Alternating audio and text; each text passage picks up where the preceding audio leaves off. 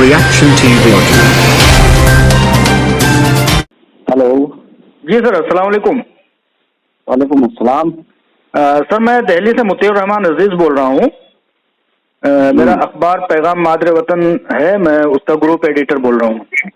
जी जी sir, Ismail बाटली वाला साहब बोल रहे हैं? जी हाँ। सर, सोशल मीडिया पर मैंने देखा कि आप तहरीक इत्तेहाद प्लेटफार्म से तमाम मुल्क भर की मुस्लिम क़यादत की पार्टियों की मीटिंग तलब कर रहे हैं। जी हाँ जी हाँ। तो इसी दरमियान दिसंबर को है। 15 दिसंबर।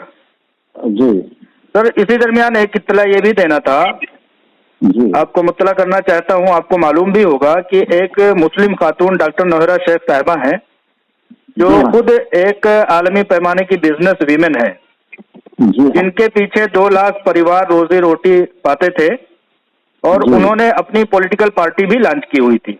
जी लेकिन जनाब असदुद्दीन ओवैसी साहब ने उनके खिलाफ साजिश करके उन्हें सलाखों के पीछे पहुंचा दिया।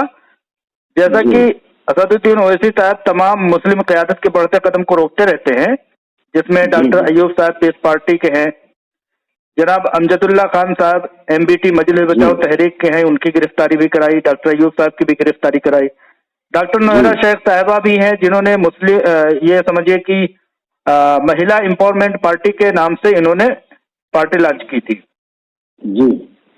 तो सर, मैं ये कहना चाहता हूँ कि कहीं ना कहीं असदुद्दीन ओवैसी साहब हर उस कदम को रोकना चाहते हैं और मुस्लिम क़यादत को कुचलना चाहते हैं जो आगे बढ़ना चाहती है। तो सर, ऐसे में क्या उम्मीद रखा जाए कि आप मुस्लिम क़यादत की तहरीक को एकजुट कर पाएंगे और ओवैसी साहब उसको होने देंगे? जी मुतीउर रहमान साहब, आपने जो सवाल किया है, ये तो सवाल तो आपका बहुत बड़ा है जी। और इस सवाल का जवाब अगर मैं टेलीफोन पर देने लग जाऊं तो शायद मुश्किल होगा। जी सर। लेकिन फिर भी मोटे मोटे तरीके से मैं आपको जवाब देने की कोशिश करूंगा। जी सर। सिर्फ नौहरा शेख ही डॉक्टर नौहरा शेख साहिबा के साथ जो हो रहा है, कहीं ना कहीं आप भी मुस्तैद हैं प्लेटफार्म पर, तो आप तो देख ही रहे होंगे कहीं ना कहीं अखबारों में, सोशल मीडिया पर, यूट्यूब वगैरह पर। जी हाँ जी हाँ। देखिए, ऐसा है कि मैं तो कश्मीर से कन्याकुमारी के बीच जो मुस्लिम क़यादत की पार्टियां हो, चाहे वो छोटी हो, चाहे किसी तालुके में चलने वाली हो, जिले में चलने वाली हो या प्रांत में चलने वाली हो, जी, मेरी नजर सभी के ऊपर है। जी, समझे साहब? तो नौहरा शेख का भी मामला कोई मैं आज नहीं जान रहा हूँ, बहुत पहले से जब उन्होंने पार्टी लॉन्च की तभी से मुझे अच्छा लगा था जी कि हमारे समाज में महिला निकल नहीं रही है बाहर जी, और खास करके राजनीति में तो नहीं ही है, मिल है पूरी तरह जी।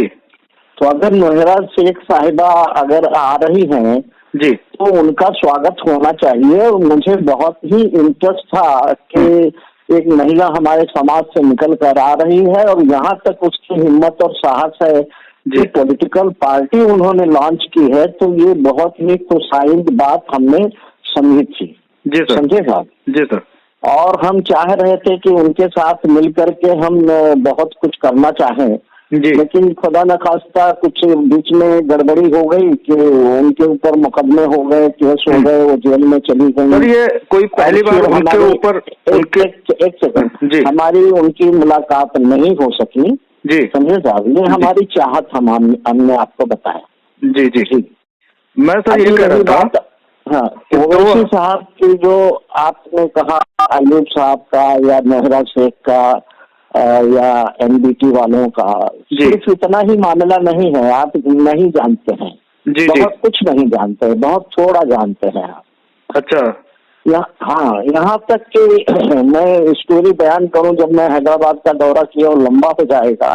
अच्छा। यहाँ तक कि वो हैदराबाद के शहर में वो इंडियन यूनियन मुस्लिम लीग को भी उभरने नहीं दे रहे हैं, HDPI को भी उभरने नहीं दे रहे हैं। मुस्लिम क़यादत की कोई भी पार्टी वहाँ उभरने नहीं दी जा रही है उनकी बदौलत। और वो तरह तरह से पुलिस का सहारा लेके या कोई भी तरीके से, यहाँ तक कि अगर कोई पार्टी वहाँ पर ऑफिस खोल लेती है जाहिर बात है कोई पार्टी जब किसी शहर में या किसी प्रांत में दाखिला लेगी तो उसके पास जमीन तो नहीं होगी। हाँ। भाड़े वगैरह पर भी अगर वो लेते हैं, भाड़े पर लेते हैं तो वो ऐसी बिरादरान के लोग जो है जी वो उस मकान मालिक को इतना तंग करते हैं कि वो उनको खाली करवा देता है। अच्छा, समझे साहब, यहाँ तक की हरकतें हैं इनकी। जी जी समझे साहब। जी सर। और रही बात उनकी, तो ओवैसी साहब के जो हिकमत अमली है या जो तौर तरीका है जी वो तो कुदरती तौर पर 2 साल के बच्चों के अंदर पाया जाता है।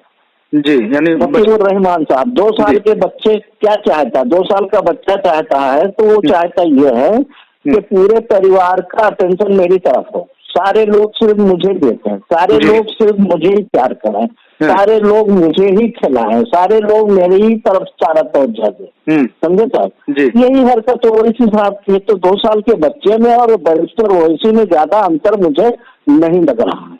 दूसरी बात, हम इत्तेफाक की मुहिम चला रहे हैं। अच्छा। हमने जो देखा है उनसे मिलकर, उनकी हरकतों पर, उनके तौर तरीके पर, जो व्यवहार हम लोगों के साथ उन्होंने किया था, जी सर, मैंने ये समझा है कि वो इत्तेहादुल मुस्लिमीन जरूर चला रहे हैं, बाप दादा की इनकी पार्टी है। असदुद्दीन ओवैसी और अकबरुद्दीन ओवैसी को इत्तेहाद के माने भी नहीं मालूम है।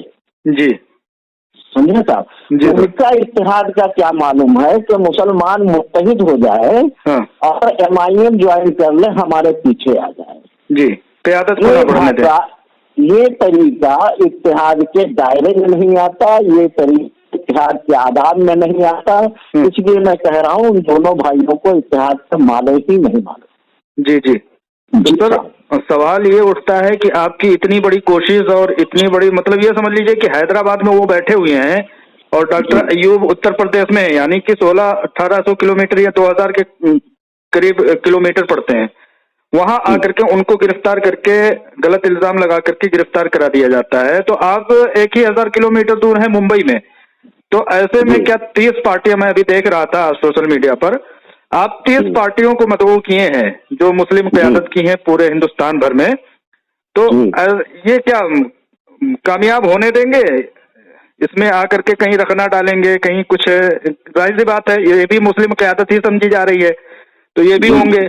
अभी उसमें कुछ ऐसा खेल खेलेंगे कि उसको मुकम्मल ही नहीं होने देंगे। तो आपको ऐसी उम्मीद है क्या उनसे कि क़यादत को बढ़ने देंगे? देखिए, ओवैसी बिरादरान को मैं बहुत बढ़िया से जानता हूँ, उनके वालिद साहब को भी जानता हूँ। अच्छा सर। ये तो बच्चे हैं, जब ये कॉलेज में पढ़ रहे हैं तो आप राजनीति सीख रहे थे। अच्छा साहब जी, हमारे सामने राजनीति में, समाज नीति में, धर्म नीति में, तमाम नीतियों में ये हमारे सामने बच्चे हैं, उनकी औकात हमारे सामने नहीं है। समझे साहब, वो अलग बात है कि किसी मीडिया को पैकेज देकर के या कुछ ताम झाम करके दौलत जमा कर लेना, वो हमने किया नहीं है, वो हमारे पास नहीं है। लेकिन जब नीतियों पर बात करने की बातें आएंगी, मैं नहीं समझता हूँ कि मुझसे आगे जा पाएंगे, क्योंकि वो जब पढ़ रहे थे तो हम राजनीति सीख रहे थे। जी जी। रही बात वो इत्तेहाद की, इत्तेहाद उन्हें समझ में नहीं आता, इत्तेहाद उनके इरादे में नहीं है, इत्तेहाद वो चाहते भी नहीं है, इत्तेहाद वो होने भी नहीं देंगे, और होने वाले इत्तेहाद को वो खत्म करने की उनकी कोशिश रहेगी दोनों भाइयों की। जी समझे साहब। जी सर। रही बात ये कि ठीक है, ये उनके दांव पेच हैं, लेकिन हम जो है इस कोशिश को लगातार करते रहे हैं। उनसे जो बन पाया है उन्होंने किया है। मतीउर रहमान साहब, मैं आपको बता दूं, आप लोग को मालूम नहीं है जी, अगस्त 12 से हमने इस मुहिम की शुरुआत करी। किस सन में? 2012। अच्छा, अगस्त 2012 मुहिम की शुरुआत हमने 2012 अगस्त से शुरुआत की और 20 जनवरी 1913 में हमने बाकायदे एलानिया तौर पर और मीटिंग ले करके उसका ऐलान किया। समझे जी, इत्तेहाद की मुहिम अपने मंजिल की तरफ बढ़ ही रही थी कि पता नहीं ये 2014 में कहाँ से आ गए या किसने भेज दिया जी, मुझे नहीं पता कि वो खुद आए हैं या किसी ने भेजा हुआ है। इत्तेहाद मुहिम को उन्होंने डैमेज करने की कोशिश की, भरपूर कोशिश की, और इस तरह सुर कर देने की कोशिश की कि इत्तेहादुल मुस्लिमीन हम चला रहे हैं, सारे मुसलमान यहाँ मुत्तहिद हो जाए। अच्छा। समझे साहब। एक बार उन्होंने ये कोशिश कर ली और कहीं ना कहीं काम करने में रुकावट तो इन्होंने पैदा की, रुके नहीं है। जी जी समझे साहब। जी। फिर जो है लगातार हमारी कोशिशें होती रही बात आपने यहाँ पर डॉक्टर अयूब की बात की, डॉक्टर अयूब की और एसडीपीआई के सरफुद्दीन साहब जो वाइस प्रेसिडेंट थे और मोहम्मद शफी साहब जो एसडीपीआई के जनरल सेक्रेटरी, राष्ट्रीय जनरल सेक्रेटरी थे, और कमाल फारूकी साहब। अच्छा। इन लोगों की और ओवैसी साहब की मीटिंग हमने अरेंज कराई थी। उसको अरेंज करने वाले थे कमाल फारूकी साहब जी। बीच में मैं था। 10 मई 1916 की मीटिंग हुई थी। इन लोगों को इन्होंने वादा किया था कि भाई ठीक है, अभी तक तो हम अकेले जाने वाले इरादा रखते थे, लेकिन अब वो कि आप लोग आ गए हैं तो हम मिलकर चुनाव लड़ेंगे, मुझे थोड़ा सा मौका दीजिए सोचने का, हम बात करेंगे, समझकर आप लोग को आएंगे और 28 की मीटिंग में हम जरूर शामिल होंगे। 28 की मीटिंग थी लखनऊ में, ये उन्होंने वादा किया था। इनका कोई आया नहीं, न ये आए न इनका कोई बंदा आया। समझे। अच्छा। इन्होंने हमेशा जो है डैमेज करने की कोशिश की। नसीर रहमान साहब। तमाम इनकी हरकतों को मद्देनजर रखते हुए हमने समझ लिया कि ये इत्तेहाद की मदद करेंगे नहीं। और अगर इनको हम बार बार इनको लाने की कोशिश करेंगे तो ये उसको डैमेज करेंगे। जो 10 लोग भी, 4 लोग भी, 5 लोग भी इकट्ठा होने वाले हैं उनका नुकसान करेंगे, उनको होने नहीं देंगे। इसलिए इस बार हमने उनका बाइकाट कर दिया, बिल्कुल उनको न्योता ही नहीं भेजा है। अच्छा, मतलब इस बार जो आपकी तहरीक इत्तेहाद तहरीक हो रही है उसमें इनको न्योता ही नहीं दिया गया, बुलाया ही नहीं गया? नहीं, बिल्कुल इनको रिजेक्ट कर दिया गया। अच्छा। रिजेक्ट करने का सिर्फ एक यही कारण नहीं बल्कि एक बहुत बड़ा कारण है, ये मुस्लिम क़यादत, हर मुस्लिम क़यादत से इन्हें नफरत है।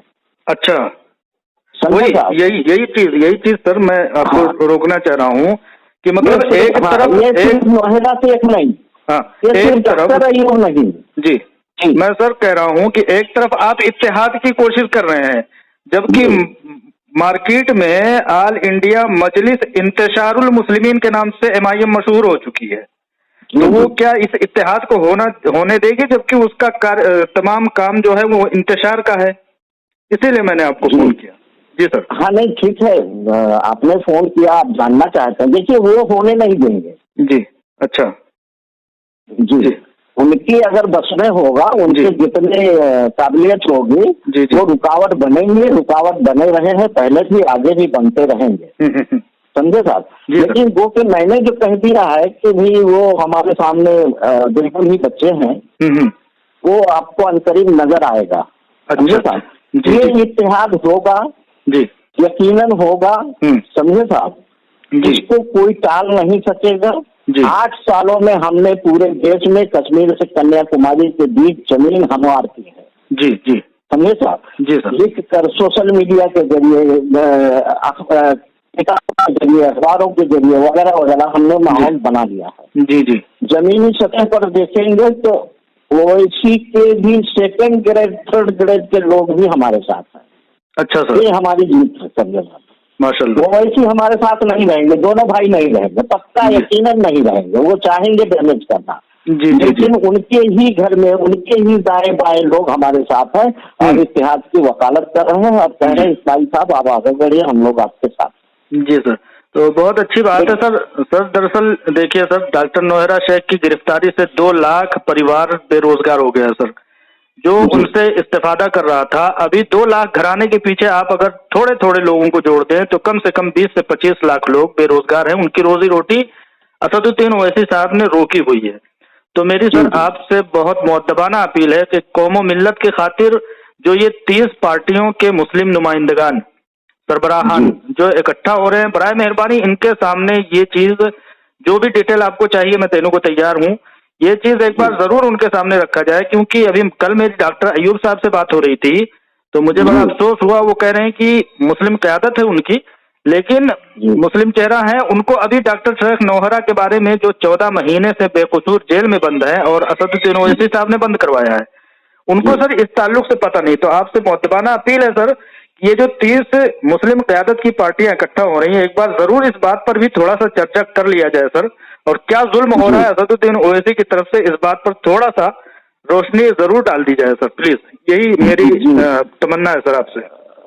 हाँ जी, मैं आपको ये कहूँगा, पहली बात तो ये है कि नोहरा शेख के मामलात को मैं मीडिया के जरिए, सोशल मीडिया के जरिए जाना करता था जी, समझे साहब? जी सर। लेकिन मुझे उस दिन यकीन हो गया जिस दिन इम्तियाज जलील ने पार्लियामेंट में नोहरा शेख के मामलात को उठाया उन्होंने। सर असदुद्दीन ओवैसी साहब ने खुद महाराष्ट्र इलेक्शन में कहा है कि 2012 से मैं इनके पीछे पड़ा हूँ। असदुद्दीन ओवैसी साहब ने खुद कहा है, मेरे पास अभी भी वीडियो मौजूद है।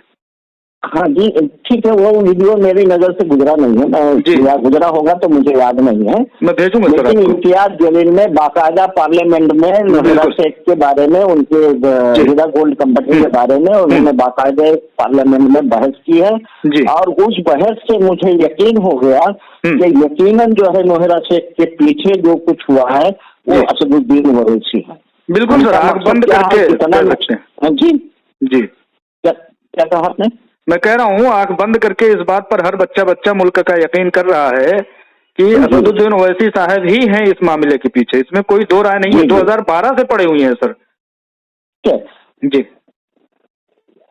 खेल की बात कर रहा हूँ। इम्तियाज जलील ने कितने घपले हुए हैं जी, कितने लोग पैसे लेकर देश के भागते हैं, बैंक को लूट लिया, क्या क्या हुआ सारी दुनिया जान ले, पूरा देश जान रहा, समझे साहब? जी सर। मैं नोहरा शेख की सफाई में नहीं हूँ, बिल्कुल क्लियर समझ लीजिए, लेकिन मैं जरूर इसकी वकालत करता हूँ इम्तियाज जलील साहब, जी, आपकी नजर में नोहरा शेख ही क्यों रही? जी, देश में बहुत सारे घपले हुए हैं, बहुत सारे लोगों ने किया है, नोहरा शेख ही क्यों आपकी नजर में? जी, जबकि सर अभी तक जिक्र करते, अभी तक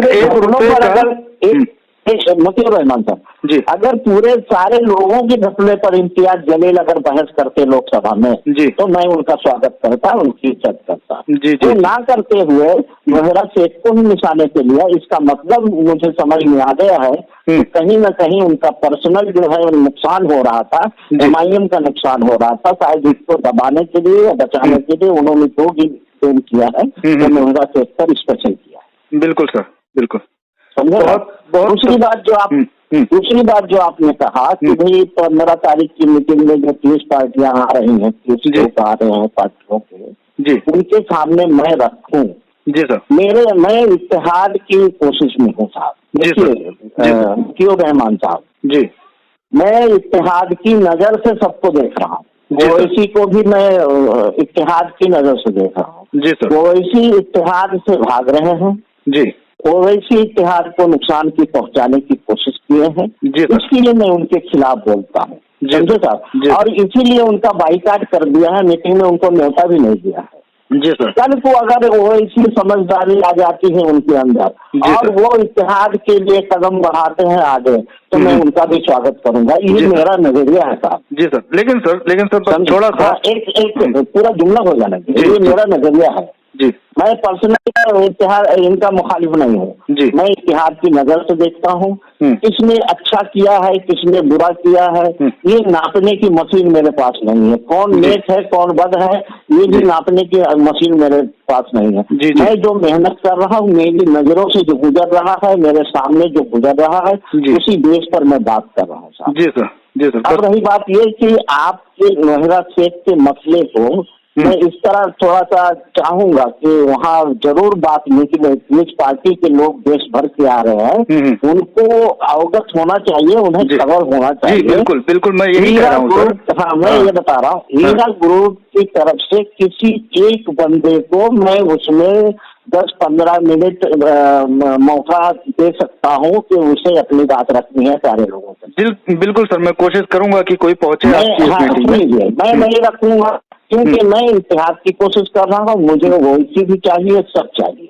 समझे साहब जी सर, नोहरा शेख भी चाहिए, ओवैसी भी चाहिए जी सर, लेकिन मुझे नहीं रखना है। आपके लिए किसी भी हीरा ग्रुप के किसी भी मेंबर के लिए हम 10 मिनट का मौका निकाल के रख देंगे, वो चाहे तो मैं सबसे अपील करूंगा कि भाई ये इनकी तरफ से आए हैं और इन्होंने अपनी बात रखनी है, जरा सुन लीजिए, ये मौका फराहम करने की जिम्मेदारी हमारी है। बिल्कुल सर, बस थोड़ी सी बात करके खत्म करूंगा कि सर जैसे आप लोगों के तमाम मुस्लिम कायदीन के इत्तेहाद की कोशिश कर रहे हैं, तो कहीं ना कहीं आप जैसे बुजुर्गों की दूरंदेश और मुल्क में बेदार मग्ज जो हजरात हैं, आप जैसे लोग, तो उनकी कहीं ना कहीं ये जिस तरह से मुस्लिम क़यादत को कुचला जा रहा है, उनको दरगोर किया जा रहा है, तो सर आप लोगों की ये भी तो जिम्मेदारी होती है कि उस मतलब इस जिम्मेदारी के तहत कि मुस्लिम क़यादत को क्यों कुचल रहा है, कौन कुचल रहा है, असदुद्दीन ओवैसी ऐसा क्यों कर रहा है, तो इसके तहत आपको कौम मिल्लत की जो क़यादत है उसको खत्म किया जा रहा है। इस पर जरूर एक बार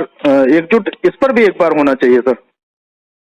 देखिए साहब, ये तो लोग, मैं ये कहूँगा कि आपने बड़ी अच्छी बात की, लंबी बातें हो जाएंगी जी सर। इसके ऊपर जी सर। इसके ऊपर लोग जो है कांग्रेस को जिम्मेदार ठहरा रहे हैं, आरएसएस को जिम्मेदार ठहरा रहे हैं, बीजेपी को जिम्मेदार ठहरा नहीं सर, रहे हैं। लेकिन अभी तो बीजेपी ने हमें 2 लाख लोगों के पीछे 20 लाख लोगों की रोजी रोटी किसी कांग्रेस ने, किसी बीजेपी ने, किसी आरएसएस ने, किसी संघ ने, किसी शिवसेना ने नहीं रोका सर। जिसने रोका है वो है असदुद्दीन ओवैसी।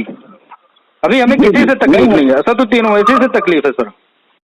ठीक है रहमान साहब, मैं उसी का आपको जवाब दे रहा हूँ, आपके सवाल का ही मैं जवाब दे रहा हूँ। जी जी, समझे साहब, मैं लोगों की बात कर रहा हूँ, सिर्फ आपकी बात नहीं कर रहा हूँ। जी सर। लोगों को शिकायत है कि कांग्रेस वगैरह वगैरह। जी, मैं मानता हूं कि किसी हद तक कांग्रेस जिम्मेदार है, बड़ी पार्टी रही है, वो जिम्मेदार है, लेकिन साथ में ओवैसी घराना भी जिम्मेदार है। जी सर। जी सर, समझे साहब? जी सर। ओवैसी घराना हो या हमारी हुई दूसरी भी पार्टियां रही है, मैं अभी नाम लूं तो ज्यादा बेहतर नहीं होगा जी, लेकिन हमारी भी पार्टियां कांग्रेस की गोद में जो बैठ कर रही है, मुसलमानों की बर्बादी देखती रही हैं, समझे साहब, वो भी बराबर के जिम्मेदार हैं।